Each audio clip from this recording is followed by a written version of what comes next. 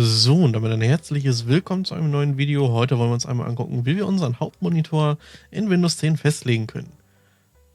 Viele von euch werden sicherlich mehrere Monitore am PC verwenden und haben dann das Problem wahrscheinlich, dass ihr den zentralen Monitor gern als Hauptbildschirm haben wollt. Das lässt sich ganz einfach erreichen, indem ihr auf die Anzeigeeinstellung geht, über die rechte Maustaste auf den Desktop, wählt die Anzeige aus, die ihr als Hauptanzeige haben wollt, schiebt euch die am besten auch direkt so hin, wie ihr das vor euch stehen habt. Sprich, die Hauptanzeige 1, wenn ihr ein Notebook zum Beispiel verwendet, ist immer das Notebook selber. Und je nachdem könnt ihr das dann auch variieren, hier schon mal für euch selbst. Also, ihr wählt die Anzeige aus, die euer Hauptbildschirm sein soll. Bei mir ist es jetzt in dem Falle die 3. Wir könnten jetzt aber auch mal die 2 nehmen.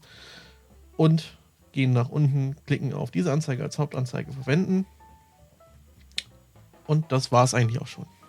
Das, was dann passiert ist, genau. Er stellt sich einmal um. Ihr hattet gerade kurz einen Blackscreen drin. Und ihr seht, ich habe keine Taskleiste mehr.